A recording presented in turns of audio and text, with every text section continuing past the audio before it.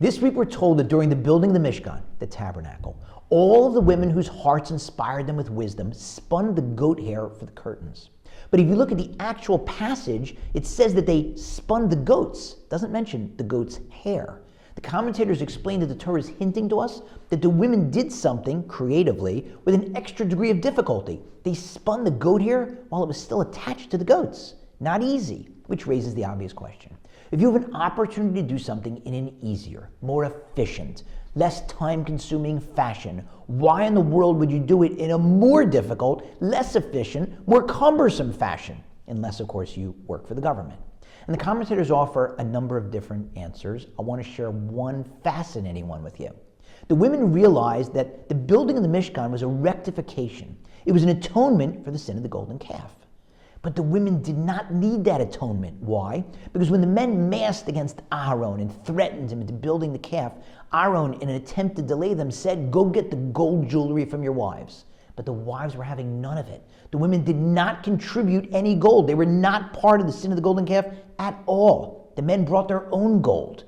So women did not need any atonement. But they creatively reasoned as follows. If we put in a little extra effort, it'll be difficult, but we can do that.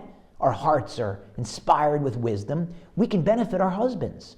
We can spin the goat hair while it's still attached to the goats. And then our husbands can show up after it's been spun and cut it off and bring it in for use as the curtains. That way our husbands will have a portion in the mitzvah and they'll get some extra atonement. And what a lesson for us.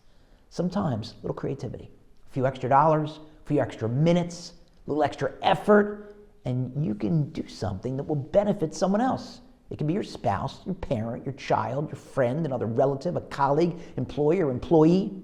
Go the extra mile. And it's so much easier nowadays. Somebody does you a favor. Instead of firing off the obligatory text, THX, exclamation point, and adding a smiley emoji, pick up the phone and call to say thank you. They will be shocked. Wow, how old-fashioned. They actually took the time to call and say thank you. Or, if you're like me, filming a video that's going to go out on the Hebrew birthday of your mother, and it's a milestone birthday, Mom, I won't say what number, then at least take the extra few seconds, look in the camera and say, "Mom, happy birthday, and may you have many, many, many healthy and happy returns."